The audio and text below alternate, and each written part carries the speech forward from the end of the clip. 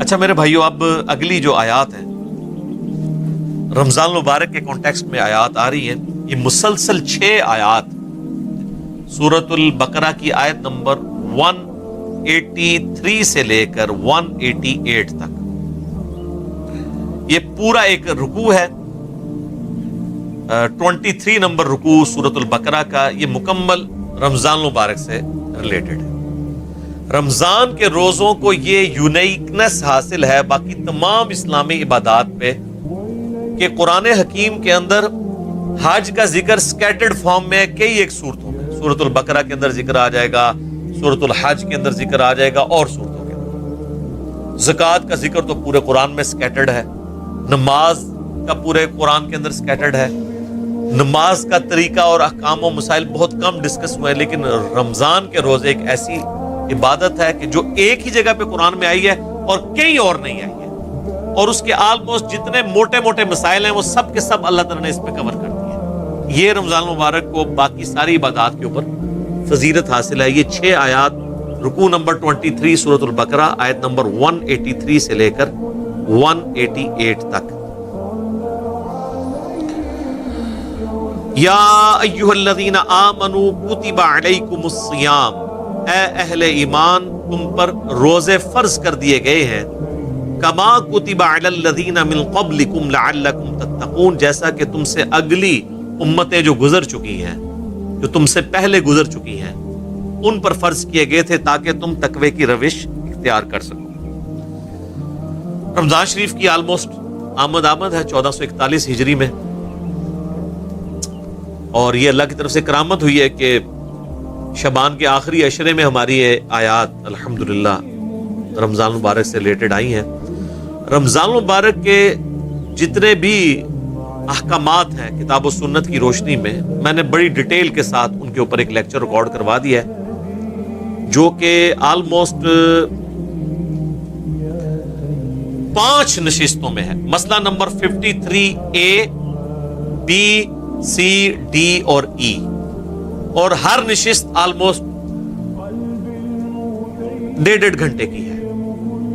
جس میں رمضان شریف سے ریلیٹڈ ہر چیز کور کی گئی ہے جو کوئی پوچھ سکتا ہے۔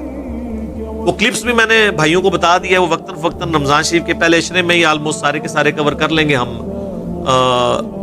سورۃ البقرہ کا یہ رکوع بھی اس میں کور ہوگا، اس کے بعد بخاری مسلم کی روشنی میں 17 صحیح الاسناد احادیث، اور جو سحری کے افطاری کے احکام و مسائل ہیں، اسی طریقے سے عورتوں کے روزے کی رخصت کیا ہے،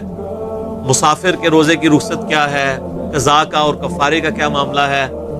مریض سے ریلیٹڈ کیا چیزیں ہیں، ٹیکہ لگانے سے روزہ ٹوٹتا ہے نہیں ٹوٹتا، جتنے بھی جدید اور قدیم فقہی احکام و مسائل ہیں آلموسٹ 40 کے قریب ہیں جو اس میں ہم نے کور کیے ہیں۔ ایک ایک حدیث کا انٹرنیشنل نمبر اس میں بتایا ہے، تو وہ انشاءاللہ ہمارے یوٹیوب چینل کے اوپر تو آلریڈی اپلوڈڈ ہیں، دوسرے جو ہمارے ان آفیشیل یوٹیوب چینلز ہیں ان کے اوپر سے خصوصاً مسلم اونلی سے وہ انشاءاللہ اپلوڈ ہوں گے، اور ہمارے فیس بک جو ہے انجینئر محمد علی مرزا، اس کے اوپر یہ انشاءاللہ تعالیٰ ساتھ ساتھ اپلوڈ ہوں گے۔ آپ کو واٹس ایپ گروپس میں بھی انشاءاللہ تعالیٰ وہ کلپس آنا شروع ہو جائیں گے انشاءاللہ تعالیٰ۔ حصول برکت کے لیے میں 2-3 حدیثیں بیان کر دیتا ہوں۔ بخاری اور مسلم دونوں کی حدیث ہے کہ نبی صلی اللہ علیہ وآلہ وسلم نے فرمایا، جب رمضان کا مہینہ آتا ہے تو اللہ تعالیٰ جنت کے دروازوں کو کھول دیتا ہے اور جہنم کے دروازوں کو بند کر دیتا ہے، اور سرکش شیاطین کو قید کر دیتا ہے۔ تمام شیاطین نہیں، سرکش شیاطین۔ ایک اور حدیث ہے، نبی علیہ السلام نے فرمایا، یہ بھی حدیث بخاری اور مسلم دونوں میں ہے، کہ رمضان المبارک میں اللہ تعالیٰ نیکیوں کا ثواب آلموسٹ 10 گنا سے 700 گنا تک بڑھا دیتا ہے،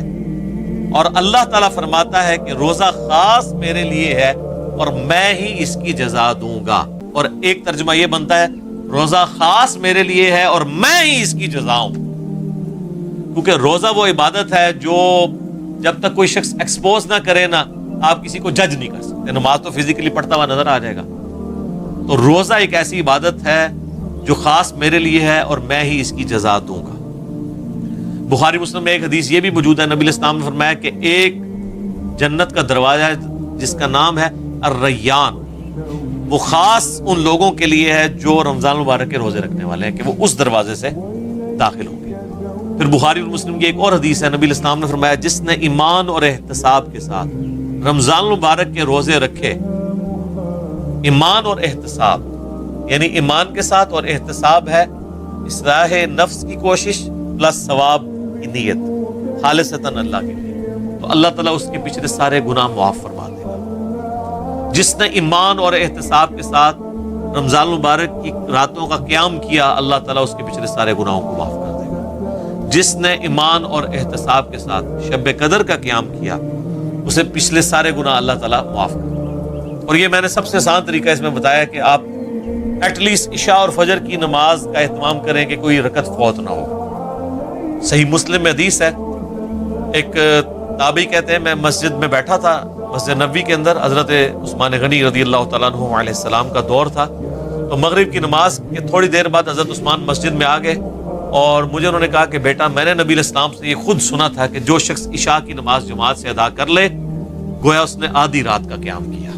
اور جو فجر بھی جماعت سے پڑھ لے گویا اس نے پوری رات کا قیام کیا۔ تو یعنی وہ بتانا چاہ رہے تھے کہ میں عشاء کی نماز سے اتنی دیر پہلے مسجد میں اس لیے آ گیا ہوں تاکہ عشاء کی جماعت چھوٹے نہ۔ آج کل تو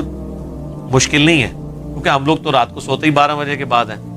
ان زمانوں میں لوگ بڑے جلدی سو جاتے تھے، اسی لیے مغرب کے بعد سونے کی ممانعت بھی آئی ہے۔ پورے دن کی مزدوری فجر کے وقت اٹھے ہوئے ہوتے تھے،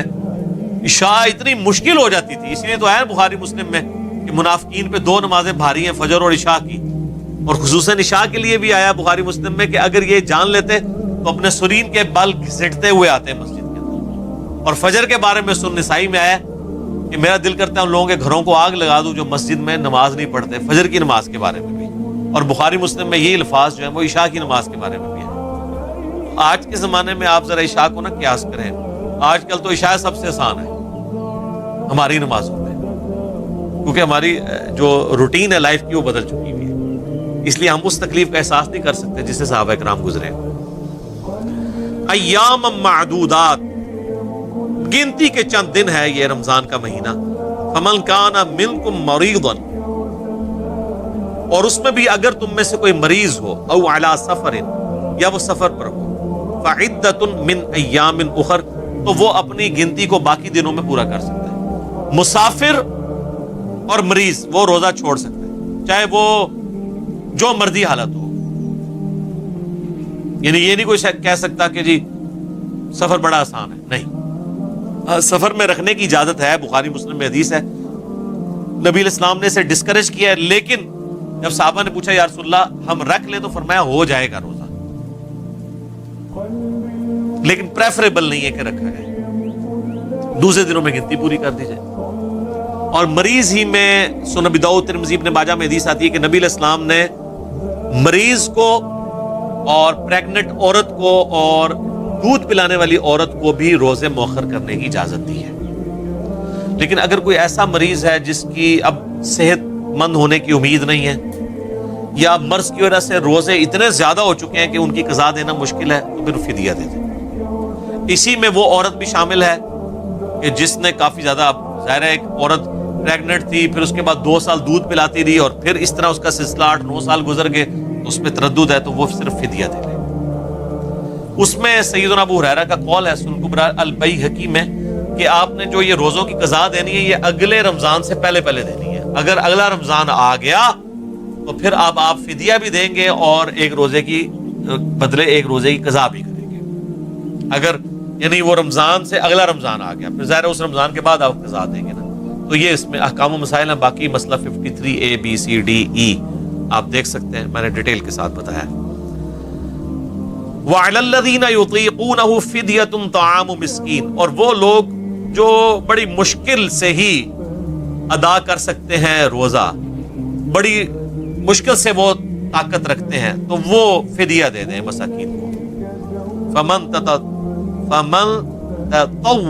خیرا فہو خیر لہ، اور جو کوئی خوشی سے زیادہ نیکی کمانا چاہے، یعنی بعد میں روزہ بھی رکھ لے، اگر فدیہ بھی دیا تھا بعد میں اس کی صحت ٹھیک ہوگی روزہ بھی رکھ لے، تو وہ اللہ تعالیٰ کی طرف سے اجازت ہے۔ وَأَن تَصُومُوا، اور دیکھو اگر تم روزہ رکھو تو خیر لکم، اسی میں زیادہ اللہ کے نزدیک تمہارے لیے بہتری ہے، ان کنتم تعلمون، اگر تم جانتے ہو۔ اچھا یہ جو آیت ہے نا اس کے بارے میں صحابہ کے دو موقف ہیں، صحیح بخاری میں دونوں موقف امام بخاری نے نقل کیے ہیں۔ ایک صحابہ کا گروہ یہ کہتا ہے یہ آیت منسوخ ہے، پہلے یہ اجازت تھی کہ ایک صحت مند بندہ بھی روزے کے بدلے فدیہ دے سکتا تھا، چاہے روزہ رکھ لے چاہے فدیہ، جبکہ عبداللہ بن عباس رضی اللہ تعالیٰ عنہ کہتے ہیں یہ آیت منسوخ نہیں ہے بلکہ یہ آیت آج بھی باقی ہے ایسے لوگوں کے لیے جو ایسے مریض ہیں جو بڑی مشکل سے روزے پر قادر ہوتے ہیں کہ وہ فدیہ دے لیں، صحت مند بندے کے لیے اپلائی نہیں ہوتی، اس کے اعتبار سے تو منسوخ تصور کی جائے گی، لیکن یہ آج بھی اس کا حکم باقی ہے۔ پھر امام بخاری باقاعدہ لے کے ہیں کہ انس ابن مالک آپ کو پتا ہے 110 سال کی عمر میں فوت ہوئے ہیں جی، 8 سال کی عمر میں حضور کے پاس آئے ہیں اور 10 سال آپ کو وضو کرواتے رہے ہیں، ان کی عمر 18 سال تھی تو نبی الاسلام دنیا سے چلے گئے۔ ہم صحابہ کے بارے میں سوچتے ہیں تو سمجھتے ہیں کچھ چٹی چٹی داڑھی والے ہوں گے، 18 سال حضور کی وفات کے وقت۔ ابن عباس کہتے ہیں میری عمر 13 سال تھی جب دنیا سے نبی الاسلام چلے گئے، اتنے بڑے فقیر۔ عبداللہ بن عمر 22 سال کے تھے، حضور فوت ہو گئے۔ یہ آپ کو جتنا کچھ پتا چلتا ہے نا یہ نبی علیہ السلام کی مبارک زندگی کے بعد کے ان کے کارنامے ہیں، اس وقت تو بالکل وہ سمجھ لیں کہ نوجوان اور بچے ہی تھے۔ تو انس بن مالک کے بارے میں امام بخاری نقل کیا جب وہ بوڑھے ہو گئے نا وہ روزہ نہیں رکھ سکتے تھے تو وہ روزانہ ایک مسکین کو بلا کے گوشت کے ساتھ اس کو ایک وقت کا کھانا کھلایا گیا۔ اچھا انفیوں نے 2 وقت کا کھانا رکھا ہے لیکن قرآن کا اسلوب اس کو سپورٹ نہیں کرتا، اس میں ہے کہ مسکین کو کھانا کھلاؤ، تو کھانا کھلانا ایک ٹائم کا ہی کھانا ہوگا، 2 وقت کا نہیں، یہ لاجیکلی نہیں بنتا۔ تو یعنی انس بن مالک رضی اللہ تعالیٰ عنہ خود چاہے وہ دال کھاتے ہوں، مسکین کو جو ہے نا وہ اللہ کے لیے لن تنالوا البر حتى تنفقوا مما تحبون، تم نیکی کے اعلیٰ ترین درجے کو نہیں پہنچ سکتے جب تک کہ اپنی پسندیدہ چیزیں اللہ کی راہ میں خرچ نہ کر دو۔ انس بن مالک مسکینوں کو کھانا کھلاتے تھے گوشت کے ساتھ۔ اجتہاداً امت نے اس پہ اجماع کیا کہ اگر کوئی کھانا نہیں کھلا سکتا تو ایک وقت کے کھانے کا فدیہ کسی مسکین کو دے دے، اور یہ بھی ہو سکتا ہے کہ آپ کسی مسکین فیملی کو، غریب فیملی کو پورے مہینے کا اپنے جو روزہ، جس طرح شوگر کے مریض ہیں وہ بے شک جنگ بھی ہیں، وہ تو کبھی بھی قدرت نہیں رکھ پائیں گے، ان کے لیے مشکل ہو جاتا ہے، تو وہ ہر سال فدیہ دے دیں۔ بوڑھے لوگ ہیں 80 پلس ہیں 90 پلس ہیں، ان کے لیے روزہ رکھنا مشکل ہو جاتا ہے تو وہ 30 روزوں کا فدیہ نکال لیں، جو ایک وقت کا کھانا بنتا ہے، جو ایوریج جتنا وہ کھانا جس سٹیٹس کا کھاتے ہیں، یعنی وہ اگر 200 روپیہ والا کھاتے ہیں تو 200 روپے کے حساب سے دیتے ہیں، 300 والا کھاتے ہیں 300 کے اعتبار سے، اور جو لوگ باہر کے ملکوں میں آباد ہیں نا تو وہ اپنے ملکوں کا حساب لگائیں گے، یہ نہیں ہے کہ وہ خود امریکہ اور یورپ میں کھا رہے ہیں اور جب فدیے کی باری آئے تو پاکستان میں پاکستانی حساب سے فدیہ دے رہے ہیں، ان کا فدیہ نہیں ادا ہوگا، کیونکہ یہ ساری چیزیں بالمعروف ہوتی ہیں، جہاں پہ آپ رہ رہے ہوتے ہیں اس کے اعتبار سے یہ کنسیڈر کی جاتی ہے چیزیں، تو وہ فدیہ آپ دے سکتے ہیں، اور اگر کوئی روزہ رکھ سکتا ہے تو پھر وہ روزہ رکھے گا، پھر اس کا فدیہ ایکسیپٹیبل نہیں ہوگا، لیکن یہ ہر شخص نے خود ڈیسائیڈ کرنا ہے۔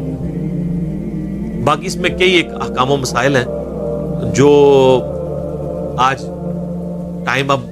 باقی نہیں رہا ورنہ میں اس کو ڈسکس کرتا،